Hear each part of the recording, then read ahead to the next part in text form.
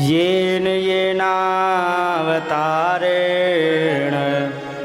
भगवान् हरिरीश्वरः करोति कर्माण्यरम्याणि मनोज्ञानी च नः प्रभु। यहाँ पर एक बड़ा ही सुंदर बात परीक्षित जी ने कहा। यहाँ लिखा है राजोवाच, राजा ने कहा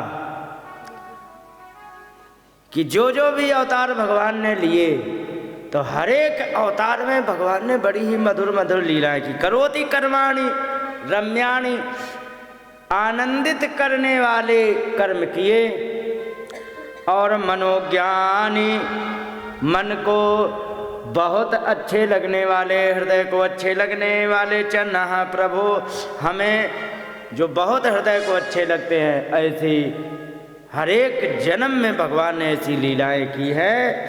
तो आप ये बताइए भगवान, फिर आगे क्या हुआ जब भगवान ने ऐसी सुंदर लीला की? तब यहाँ पर एक नया जो एक काम किया उसके लिए आगे वर्णन किया गया कि एक बार की बात, यहाँ पर भगवान कृष्ण का 27वां दिन था और 27वें दिन भगवान ने अपनी एक करवट बदल ली। और एक बात और बता दें, जो करवट बदल लेते हैं ना, लाला जब बदलने लग जाता है ना तो माता को बड़ी शांति मिलती है। कैसी शांति मिलती है? क्योंकि उसकी जिम्मेदारी होती है, वो उलटती पलटती रहती है हमेशा बच्चे को, जिससे कि उसका हाथ एक दबा ना रह जाए, एक ही तरफ ना रहे, कभी सीधा लिटाती, कभी इधर को उलट देती, कभी उलटती पलटती रहती हैं, जिससे कि बच्चे को तकलीफ ना हो। और जब अपने आप उलटने पलटने लग जाता है तब बहुत अच्छा लगता है माता को।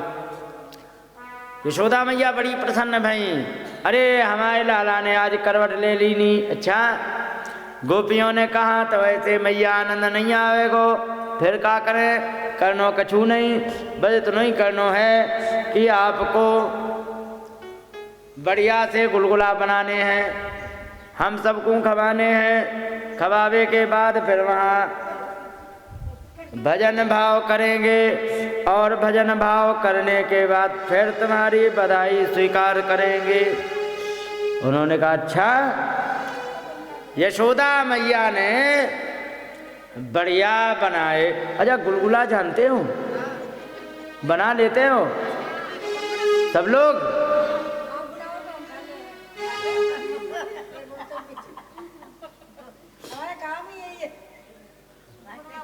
सबको आते हैं? बस हो गए, फिर तो मैं समझ गया तुम्हें कितने आते हैं। अब बनाने आते तो बताओ ऐसा क्या करें? एक तो ऐसे के ऐसे टपका देते हैं, तो एक तो ठोस बने रहते हैं, एक ऐसे क्या करे जो टपका दे लेकिन अंदर से गुब्बारे की तरह फूल जाए। बताओ क्या करे?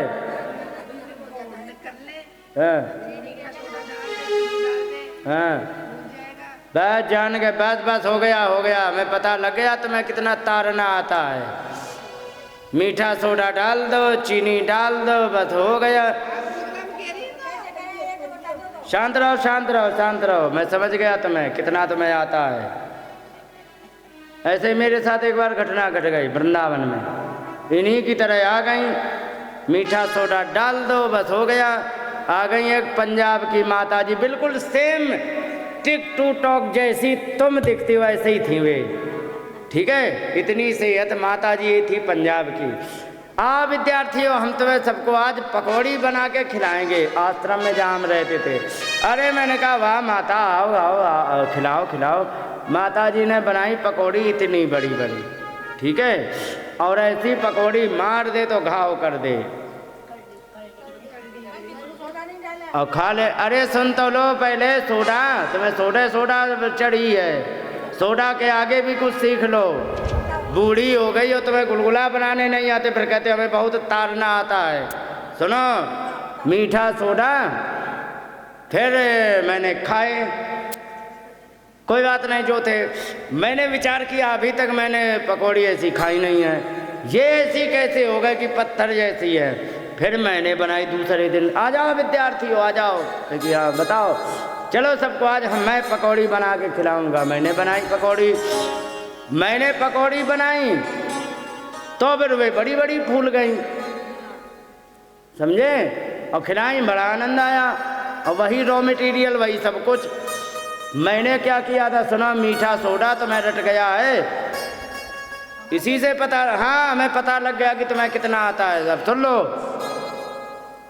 मैंने क्या किया, बेसन डाल के, जो आटा वगैरह डाला जाता सो डाल के, और पानी से नमक वगैरह जितनी आवश्यकता थी, और अच्छी तरह घुटाई करी, और इतनी घुटाई करी कि ऊपर पानी जैसा दिखने लगा। किसमें, वो रॉ मटेरियल जो तैयार किया मैंने, ऊपर पानी जैसा दिखने लगा। और इसके बाद मैंने डाली, इतनी डाले इतनी बड़ी हो जाए। मीठा सोडा नहीं डालते हैं, कैसे तुम्हारी ज़िंदगी कट गई। क्या तुमने बनाया होगा, क्या खिला दिया होगा तुमने, समझ गए। नहीं डाला जाता है मीठा सोडा, तुम्हारे यहाँ डालते होंगे, मेरे यहाँ नहीं डालते मीठा सोडा, समझ गए। मेरे यहाँ कभी भी नहीं डाला जाता है, इसीलिए नहीं नहीं, गलती से भी नहीं। तुम हमें मत खिलाओ, हमें जिस दिन ज़रूरत होगी बिना सोडा के तुमसे बढ़िया बना खा लेंगे, समझे। तो मीठा सोडा होता है केमिकल, और भोजन में जितना केमिकल ऐड करोगे उतना ही तुम लोगों को बीमार करोगे, क्योंकि ये आर्टिफिशियल केमिकल, ये सब के सब जहर होते हैं, समझ गए। रंग मिला देना जहर है, मीठा सोडा डाल देना ये सब जहर है, समझे। और कितने ऐंठ के कह रहे थे कि हमें बनाना आता है, और पहले शब्द जब कह दिया कि हमें बनाना आता, मैं जान गया कि तुम्हें कितना आता है। क्योंकि जो ज्ञानी होता है ना वो सुनता ज़्यादा है, समझे, और जो अनजान होता है वो बोलता ज़्यादा है। ध्यान रखो, जो ज्ञानी होगा वो सुनेगा ज़्यादा, अनजान व्यक्ति बोलेगा ज़्यादा। ये सारे के सारे प्रैक्टिकल मैंने जीवन में अपने सब किए हैं, समझ गए। मैं आपको सब्जी बना दे बैंगन की, तुम पहचान नहीं सकते बैंगन की है या बेसन की, समझ गए। ऐसे थोड़ी ही होता है। जिंदगी काट लेना वो बात अलग है, लेकिन जिंदगी को जिंदगी की तरह जीना ये बात अलग है। जिंदगी तो फिर जैसे ही जो मर्जी हो, जैसे मर्जी हो बना खा लो, समझ गए। लेकिन वास्तव में जिंदगी कैसे जी जाती है उसका तरीका अलग है।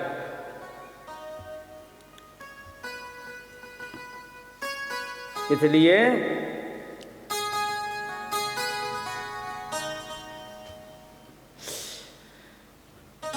घर वालों को भोजन कराना है, जहर नहीं खिलाना है। अभी हम जहर की लिस्ट बता दें तुम्हें लग जाएगा कि हम भोजन करा रहे हैं, अपने घर वालों को बीमार कर रहे हैं, समझ गए। भोजन वो होता है जो जिंदगी देता है, और जो तुम बनाते हो जिंदगी ख़त्म कर रहा है। तुम्हारे घर में फ्रिज किसके किसके घर में है, सबके घर में है। और कुकर सबके घर में है, एल्युमिनियम के बर्तन सबके घर में है ना। जितना ये साधन मैंने नाम लिया है ये ज़िंदगी बचाने के लिए नहीं, ख़त्म करने के लिए है। इसी से कैंसर निकल रहा है। और थैली का दूध ला ला के कौन कौन चाय पीते हैं, नहीं भैंस का लाते हो, छोड़ो, थैली की बात कर रहा हूँ। जो थैली का दूध ला के चाय बना के पीते हैं वो भी कैंसर करता है, क्योंकि वो दूध सफ़ेद सफ़ेद दिखने वाला दूध नहीं है, वो केमिकल है, पानी में बहता हुआ दिखता है दूध जैसा, लेकिन दूध वो है नहीं, समझ गए। एल्युमिनियम का बर्तन ये है कि जो जिसके घर में एल्युमिनियम का बर्तन इस्तेमाल होगा उसके घर में खून की कमी होगी ही होगी, उसके घर में घोंटू दर्द की समस्या होगी ही होगी, उसके घर में कैंसर के रोगी या डायबिटीज के रोगी होंगे ही होंगे। हाँ, उसके घर में सारी कमजोरियां और सारे के सारे, अब तुम ये नई नई लड़कियां हैं ना, अब अगर जो इन्हें तो पता नहीं है जो हो रहा, हमारी मम्मी कहती तो ये भी कर रहे, इन्होंने अपने मरने का सामान तैयार कर लिया है। कह दे तो बहुत बुरी बात है लेकिन सच्चाई है, क्योंकि जब तुम पली थी ना तब तुम्हारी माता ने सही मार्ग चुना था। इसके बाद जब तुमने जो मार्ग अपनाया है ना, जब उन्होंने सही मार्ग चुना तो तुम मजबूत हो गई, और जो तुमने मार्ग अपनाया है वो कमजोर करने के। कितने साल की हो तुम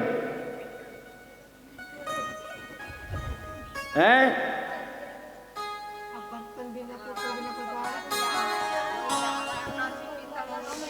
चलो ठीक है, जो करो सो करो, मेरा क्या जाता है। मेरा काम था केवल तुम्हें बता देना, मानो तो मानो, ना मानो तो मेरा क्या जाता है। क्या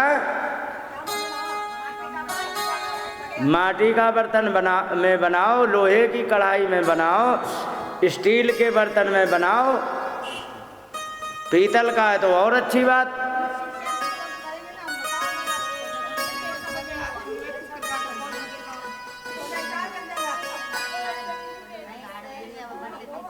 और सुनो, एक तुम्हें उपाय बता दें, उपाय बहुत बढ़िया। जिसके घर में घोंटू दर्द की समस्या हो, जिसके यहाँ कैंसर हो, जिसके यहाँ डायबिटीज हो, वो आज से ही मिट्टी के बर्तन में बना के खाने लग जाओ। 15 दिन में उसकी शुगर नाप लेना, उसके 15 दिन बाद उसके घोंटू का दर्द खत्म हो जाएगा। कैंसर का जो है कीमो वगैरह नहीं कराई है तो कैंसर वगैरह तुम्हारा धीरे धीरे रिकवर हो जाएगा, कम हो जाएगा, ख़त्म हो जाएगा। क्योंकि जितना भी एल्युमिनियम का बर्तन इस्तेमाल किया जाता, तो जितना हमारे शरीर को आवश्यक जो तत्व होते हैं ना, वे एक भी नहीं बचते, सबको ख़त्म कर देता वो। भूसा जैसा तुम खा लो, उसमें कुछ नहीं मिलने वाला। इसलिए आपको यदि बढ़िया का जो जिंदगी जीनी है, कोई गरीब घर, बताओ, बर्तन मिट्टी का बर्तन तो सबसे गरीब से गरीब इस्तेमाल कर सकता है। तवा 10 रुपए का आता, रखो काम चलाओ। कढ़ाई कितने की? 25-30 रुपए की आती होगी, है? लोहे की कढ़ाई बहुत बढ़िया है।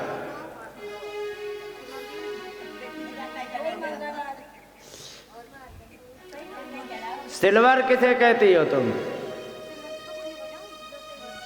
तो तुम सिल्वर और एल्युमिनियम में समझ नहीं रही हो क्या करे? सिल्वर माने चांदी होता है, चांदी की है तुम पे हद हो गई। एल्युमिनियम की उसको सिल्वर बोल देते हैं। कई सिल्वर की, सिल्वर माने चांदी होता है, चांदी के हैं बर्तन तुम पे। फिर एल्युमिनियम के जो भी है उसको सिल्वर नहीं कहते, वो एल्युमिनियम होता है। अब तुम कहने लग जाओ तो कोई सिल्वर थोड़े हो जाएगा। किसी कुत्ते को घोड़ा बता दो, कुत्ते का नाम शेरू रख दिया तो क्या कुत्ता बदल गया?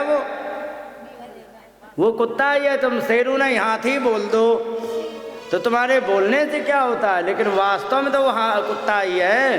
हाथी बोल रहे हो तो क्या हुआ? शेरू कह दे आ जाए तो शेरू नहीं हो जाता, वो कुत्ता ही रहता है। सिल्वर माने चांदी होता है, एल्युमिनियम को तुम सिल्वर कहने लग जाओ तो भी वो एल्युमिनियम ही है। समझ गए? तो ध्यान रखो, मैंने बता दिया। इसीलिए गरीब घर का व्यक्ति बहुत कमज़ोर होता जा रहा है। क्यों? खाने के लिए अलग से कुछ ला नहीं पा रहा है। जो बढ़िया गाय भैंस का दूध इस्तेमाल करे वो तो उसकी क्षमता नहीं, लेकिन एल्युमिनियम के बर्तन में बना बना करके जो दाल साग सब्जी में जो दम थी वो भी जला के ख़त्म कर देते हैं। इसलिए गरीब आदमी और कमज़ोर होता जा रहा है। इसीलिए देख लो, पिशाच जैसे दिखते हैं, भूत जैसे दिखते हैं लोग। समझ गए? क्योंकि चेहरे का तेज खत्म। क्योंकि एल्युमिनियम के भोजन में बनाने से उसमें हाइड्रोजन मिक्स हो जाती है। हाइड्रोजन हानि करती है। लेकिन अगर जो तुम लोहे की कढ़ाई में बनाओगे ना तो फिर उसमें नमक मिलके कोई रिएक्शन नहीं होगा। और उसमें जब खुले बर्तन में बनाएंगे तो जो हवा है ना, हवा से ऑक्सीजन सोख लेता है, और जब ऑक्सीजन सोख लेता है वो भोजन बड़ा स्वादिष्ट बनता है। ना मानो तो ट्राई करके देख लो, मैंने किया है तब मैं जानता हूँ। मैंने सब प्रैक्टिकल किया। राजस्थान में एक यहाँ कराना के पास एक है झगड़ेत कला, वहाँ हनुमान जी का मंदिर था। हमारे एक महात्मा रहने लग गए थे, तो उन्होंने कहा कि ऐसा है हम भी एक आध महीने के लिए गांव घूमना चाहते। मैंने कहा बताओ, क्योंकि कुछ नहीं है, तुम यहाँ आ जाओ तो एक यहाँ पूजा पाठ कर देना, मैं घुमाऊँगा। मैंने वहाँ पर मिट्टी के बर्तन में बैंगन की सब्जी बना में तो बेसन जैसी लगे। आखिर क्यों हैं? मिट्टी से नहीं, मैं बता दूं सच्चाई। इसके पीछे का कारण सुन लो। इसके पीछे का कारण सिर्फ ये है कि भोजन स्वाद नहीं देता है, उसके जो पोषक तत्व होते हैं ना वे स्वाद देते हैं। ध्यान रखो। घी क्यों इतना स्वादिष्ट होता मालूम है? घी अच्छा क्यों लगता है? क्योंकि उसमें पोषक तत्व ज़्यादा होते तो वे स्वाद देते। अब एक बात बताओ, मान लीजिए सब्जी तुमने बनाई, सारे पोषक तत्व जला के ख़त्म कर दिए, भोजन में स्वाद रहेगा? नहीं रहेगा। अब अगर जो तुमने सारे पोषक तत्व उसमें बना के रखे और सब्जी तुमने बना के तैयार कर ली, तो उस पोषक तत्व का स्वाद जो तुम्हें मिलेगा तो पड़ोसी भी जान जाएगा कि हाँ माता के यहाँ कुछ बना है। समझ गए? और तुम्हारे यहाँ कुछ भी बनता रहे किसी को पता ही नहीं। क्यों? क्योंकि उसके पोषक तत्व तो तुम जला डालते हो एल्युमिनियम के बर्तन में।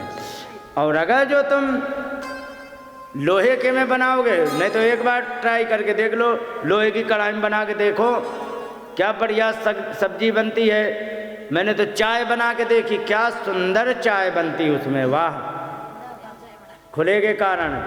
और एल्युमिनियम में बना उसका अलग है। इसके बाद अगर जो तुमने मिट्टी के बर्तन में बनाया तो फिर क्या बात है, फिर तो इलाका जान जाएगा तुम्हारा मोहल्ला कि हाँ किसी के यहाँ चाय बनी है। समझ गए? क्योंकि उसकी सुगंधी इतनी सुंदर निकलती है। और ये मुझे कैसे पता? क्योंकि मैंने वहीं सब प्रैक्टिकल किए थे, तो मैंने आपको बता दिया। इच्छा हो तो मान जाना, ना इच्छा हो तो कोई बात नहीं, जो जी रहे हो उसको करते रहो। मैंने तो सिर्फ ये कह दिया कि जिसको भी लंबी जिंदगी देनी है, ठीक है, जिसको सुखी जीवन देना है भविष्य का। आजकल कह रहे हैं ना कि पहले लोग 100-100 साल तक चल जाते थे, और मात्र 30 साल के अंदर एक ऐसा समय नया आया है कि इसी 30 साल में कोई भी 60 क्रॉस नहीं ढंग से कर पा रहा है। क्यों नहीं कर पा रहा मालूम है? क्योंकि खाना का सिस्टम ही बिगड़ा है 50 साल के बाद। समझ गए? 50 साल के बाद जब बिगड़ गया। और सुनो, इतने आजकल जैसे पहले बुखार आता था, इतने आजकल कैंसर के केस निकल रहे हैं। निकल रहे कि नहीं? क्यों निकल रहे? क्योंकि खाना इतना बुरा हो गया। और एक और सबसे बड़ा जहर है, कौन? रिफाइंड। हाँ, रिफाइंड जो तेल लाते हो, ये सबसे बुरा जहर है। इसके लिए सरसों खरीद करके तेल निकला लो, बहुत अच्छे रहोगे। हैं? क्या? सरसों का तेल सबसे बढ़िया। वो जो तेल लाओगे वो तुम्हें जीवन देगा, रिफाइंड लाओगे वो तुम्हें हार्ट अटैक देगा। इसीलिए तुमने देखा होगा अचानक एकदम से भारत नंबर 1 पर पहुंच गया है डायबिटीज की बीमारी में। समझ गए? और भारत सबसे आगे बढ़ता चला जा रहा है कैंसर रोगियों में। भारत में सबसे ज़्यादा हार्ट अटैक आते हैं। आखिर क्यों आ रहे हैं मालूम है? ये केवल और केवल इसके जिम्मेदार और कोई नहीं है, केवल घर की पत्नी या माता जो भोजन बनाती है वही है, दूसरा किसी का दोष नहीं है। और क्यों है ऐसा? क्योंकि पढ़े लिखे बहुत है पर ज्ञान नहीं है एक पैसे का, केवल इस चीज़ के लिए। क्योंकि पढ़े लिखे से, पढ़ा लिखा मैं उसे ही समझता हूँ जो उसका सही कैलकुलेशन करके और उसको सही इम्प्लीमेंट कर सके। क्योंकि अगर जो आपको बता दें पढ़े लिखे के हिसाब से यदि हम बात करें तो बड़ी लंबी बात हो जाएगी। जिस समय एल्युमिनियम में नमक मिलाया जाता है ना, तो उसमें केमिकल प्रोसेस होता है एक, और उस केमिकल प्रोसेस में 2-3 जहरीले पदार्थ निकलते हैं। ना मानो तो आज तुम्हें एक छोटा सा काम करने को दे रहा हूँ, आप अनुभव करना। एक बार क्या करना, बर्तन धो करके और उसमें बढ़िया निरमा पाउडर, कोई भी कपड़े धोने वाला पाउडर डाल के उसको अच्छी तरह रगड़ना, तो साफ एल्युमिनियम के बर्तन में काला काला निकलेगा। निकलता है कि नहीं? वो इतना बड़ा जहर होता है, यदि 1 ग्राम व्यक्ति को चला जाए तो वो मर जाएगा, वही काला काला, समझे? तो वो जो होता है तो वो सबसे घातक होता है। वो कब बनता है? वो या तो उसमें कास्टिक सोडा डालने पर, और अगर जो नमक डालने पर बनाते हैं तो थोड़ा कम बनता है। तो कम बनने के कारण जब लगातार खाएंगे तो फिर भयंकर हानि होगी। और अगर जो कास्टिक सोडा में जितना बनता है इतना तो एक दिन में खा ले तो मर जाए आदमी, लेकिन उसमें कम होने के कारण धीरे धीरे लोगों में एनीमिया की शिकायत होती जा रही है, माइक्रो न्यूट्रिएंट्स की कमी होती जा रही है। पता लगे कि जिसको लाल टमाटर जैसा दिखना चाहिए बूढ़े जैसा दिखता है। क्यों दिखता है? क्योंकि शरीर में ना तो खून बना है, ना ही हीमोग्लोबिन की पूर्ति हो रही है, ना ही उसको आयरन की पूर्ति हो रही। अच्छा, आयरन की गोली, डॉक्टर कह देते खून कम हो गया, आयरन की गोली खाओ आयरन की। तो आयरन की गोली का सबसे बढ़िया विकल्प क्या है कि अब आयरन माने होता है लोहा, लोहे की गोली ही होती है वो, पर दूसरे फॉर्म में होता है। इसका सबसे बढ़िया उपाय है लोहे की कढ़ाई में बना के सब्जी खाना शुरू कर दो, गारंटी से आयरन की पूर्ति हो जाएगी। और हरी सब्जी बनाना शुरू कर दो, पालक है, पालक में आयरन वैसे ही होता है, और एक आयरन की कढ़ाई में बहुत जल्दी, मात्र 20 दिन खा के देख लो, इतने में आप वजन को तौल लेना, आपका खून और हीमोग्लोबिन दोनों अच्छे मिलेंगे। समझ गए? तो एल्युमिनियम का जो बर्तन होता है वो खून को जला रहा है। नहीं बताओ, आमचूर जैसी सूखी सूखी नई नई लड़कियां छोटी छोटी, बताओ इनके चेहरे की चमक खत्म हो गई है। क्यों हो गया मालूम है? इसीलिए हो गया क्योंकि इनके शरीर को यदि अच्छी तरह से इनका जांच की जाए तो इनका कुछ ना कुछ कम जरूर निकलेगा, चाहे हीमोग्लोबिन चाहे ब्लड। समझ गए? कुछ ना कुछ की कमी जरूर निकलेगी।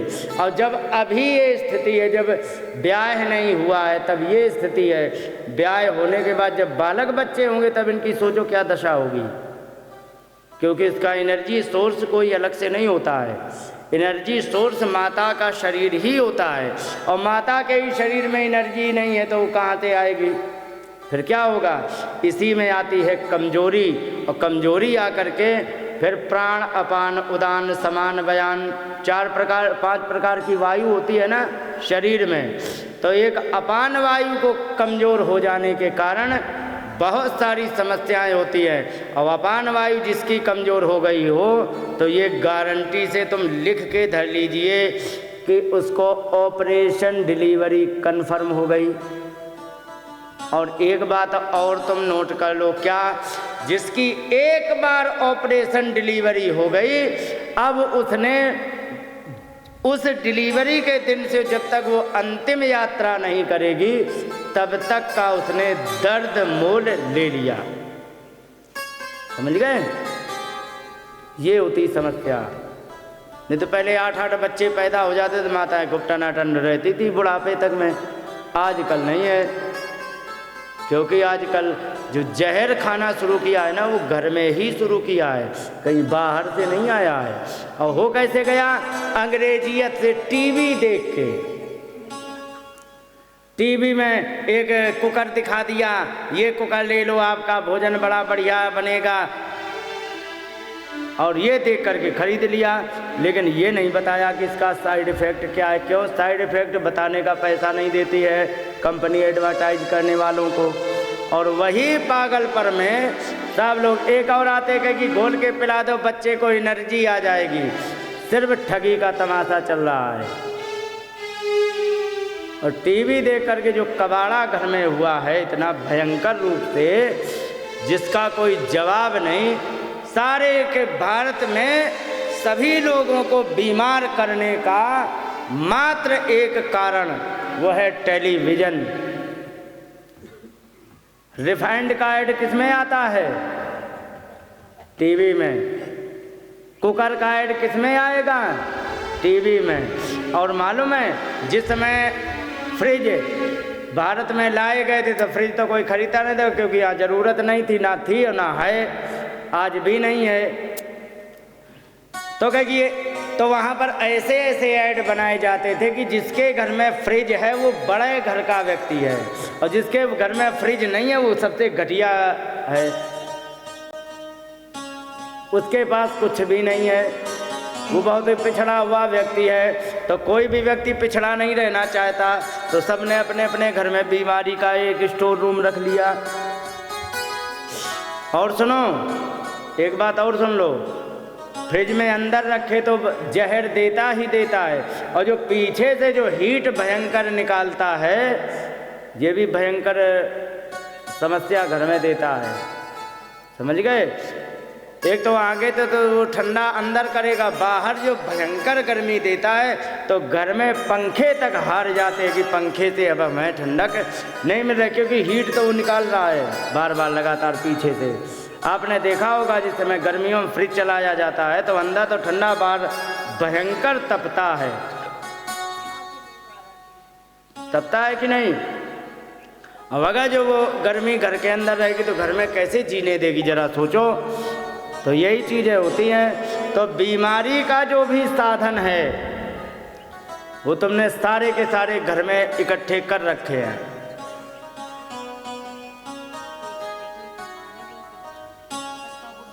तो हाँ, अब एक बात बड़ी बढ़िया आई, मटका का नाम ले दिया, इसके बारे में और सुन लो। एक बात और बता दें, जिस जगह का जितना अच्छा पानी होगा, शुद्ध पानी होगा, उस जगह पे मटके महीना डेढ़ महीना चलते हैं। और जहाँ का पानी खराब होता है ना कुछ, वहाँ का मटका 15 दिन में ख़त्म हो जाता है। मालूम है ऐसा क्यों होता है? नहीं मालूम है? मैं बताता हूँ। मटका बना होता है मिट्टी का, जानते ही हो। मिट्टी का एक सबसे बड़ा गुण क्या होता है? जो भी दोष होते हैं वो अपने में समाहित कर लेती है।